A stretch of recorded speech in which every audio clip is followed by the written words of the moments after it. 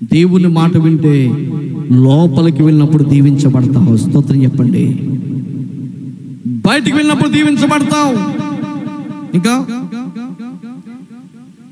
నీ మీద పడిన శత్రువులను యెహోవా నీ ఎదుట హతమగునట్లు చేస్తాడు. స్తోత్రం చెప్పండి. గుర్తుపెట్టుకోండి, దేవుని మాట వింటే నీ మీద పడు శత్రువులను యెహోవా నీ ఎదుట హతమగునట్లు చేయును. నీ శత్రువులు హతమైపోతారంట. నీ మీదకు లేచేవారు హతమైపోతారంట.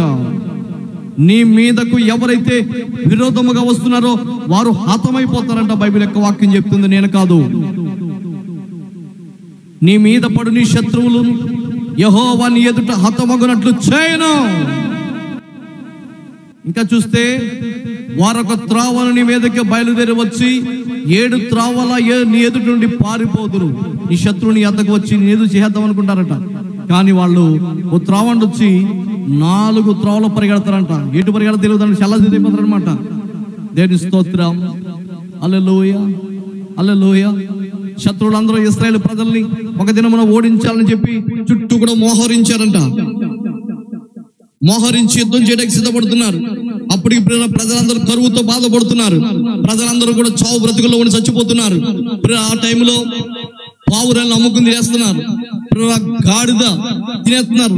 గాడిద తలకాయ దాచుకుని దాన్ని అమ్ముకుని వాళ్ళు తిని వాళ్ళు తింటున్నారు. ఇది కూడా సాలక పసిపిల్లలు కూడా వండుకుని తినేస్తున్నారు. దేశమంతా కరువు తాండమాడుతూ ఉంది.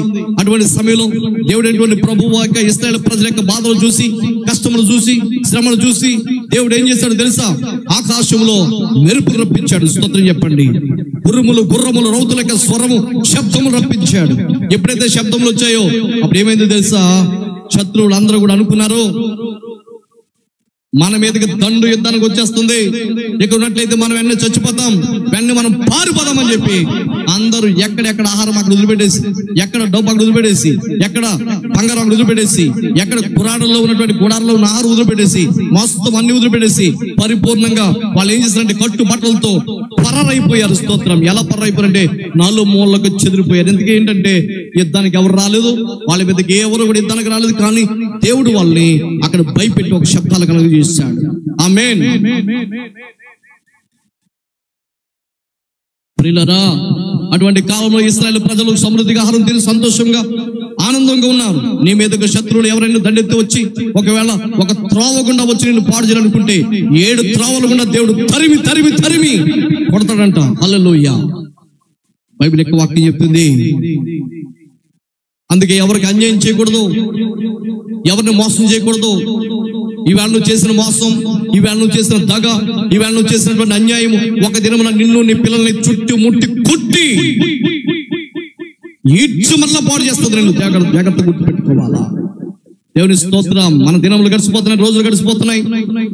అనుకుంటావేమో ఒక దినములు ఖచ్చితంగా నువ్వు చేసిన ప్రతి పాపము, నువ్వు చేసిన ప్రతి తప్పు, నువ్వు చేసిన ప్రతి ఒక్క చెడు, నువ్వు చేసిన మోసం ఒక దినమున ఖచ్చితంగా నీ కుటుంబాన్ని కొడుతుంది.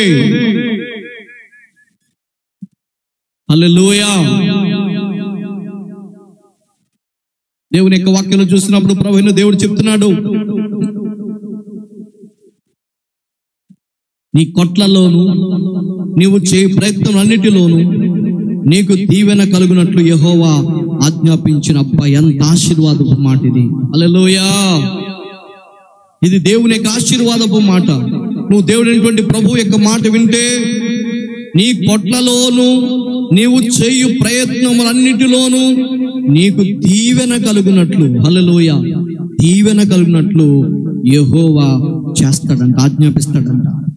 హల్లెలూయా. దేవుని స్తోత్రము కలుగునుగా. హల్లెలూయా, హల్లెలూయా.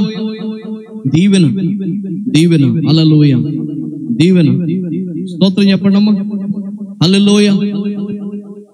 దేవుని దయవలన బహుబలంగా దేవుని సేవలో వాడబడుతున్న పాస్టర్ చందుబాబు గారి ద్వారా దేవుడు ఎన్నో ఆశ్చర్యకార్యాలు జరిగిస్తున్నారు. రండి, దైవాశీస్సులు పొందండి.